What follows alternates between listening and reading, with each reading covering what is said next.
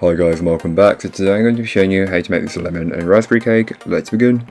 To get started on the recipe, you'll want to grab yourself a large mixing bowl, and into your mixing bowl place in your room temperature butter, followed by the sugar, and beat together until they're lighter and fluffier in colour and consistency. For me this takes around 5 to 7 minutes, but it may take more or less time depending on the climate that you're in. The warmer it is, the easier it should be to incorporate. Once you've done that, you can then start to add in your lemon zest and just mix this in until it's fully incorporated. Feel free to add it in at the start as well, it doesn't really make too much of a difference.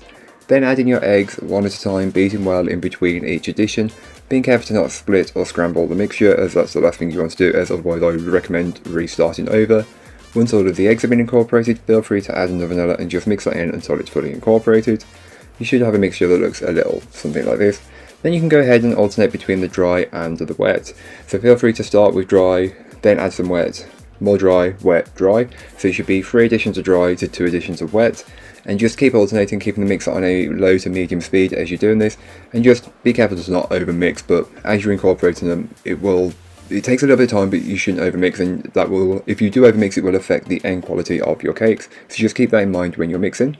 Then just mix until it's smooth, looking like this.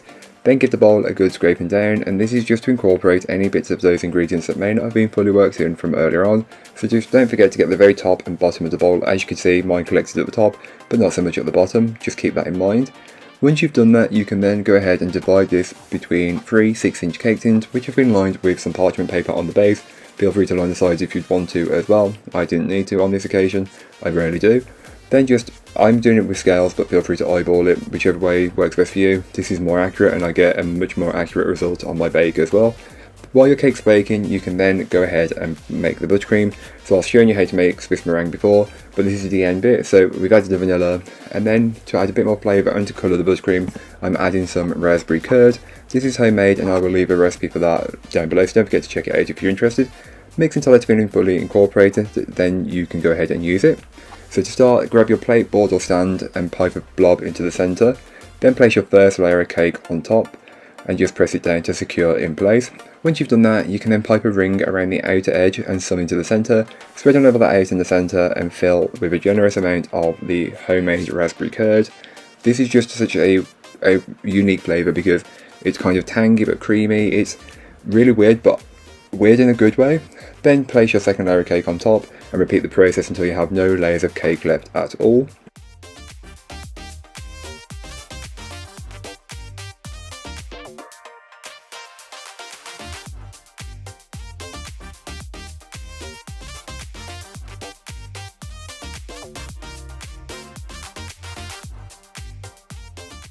Whenever you're ready, you can then go ahead and start to pipe the buttercream around the outer edge of the cake.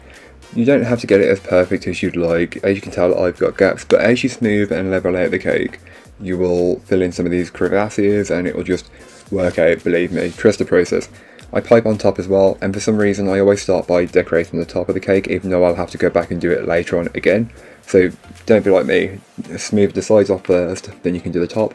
But if you don't mind, it's a little bit of extra work, but it doesn't take anything from you, not really if you're already decorating the cake, and you're not in a rush, I should say anyway.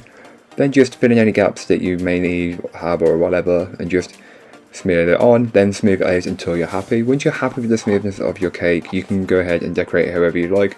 I didn't want it to be completely perfect, so I just took a small crank palette knife and just created a ridge around the whole cake so it had like a ruffle effect. I don't really know what the decoration technique is called, but you do you, whatever works best. I did it to the sides and the top. Again, it's completely up to you how you decorate this cake, but I just wanted to do something a little bit different, as I wasn't planning to do a drip, because a drip just wouldn't have felt right with this cake. You know, when you just look at a cake and you know what you want to do with it, and you're like, it's not a drip cake. That was just one of these cakes, as it's summer as well, so, or spring, summer, whatever. Then I had buttercream left over, so I piped some shells around the bottom edge of the cake.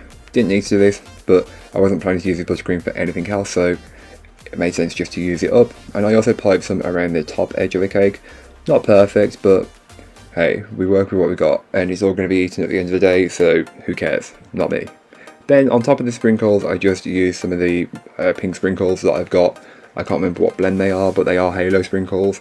Just use those, and then yeah, that's it. But that's all for today. I hope you enjoyed. If you did, don't forget to like, comment and subscribe for more from me, and I'll be back again soon with another recipe, so join me then. In the meanwhile, don't forget to check out the description. There'll be a link to this recipe, a link to my blog, and links to my social media. But that's all for today. I hope you enjoyed. Bye guys.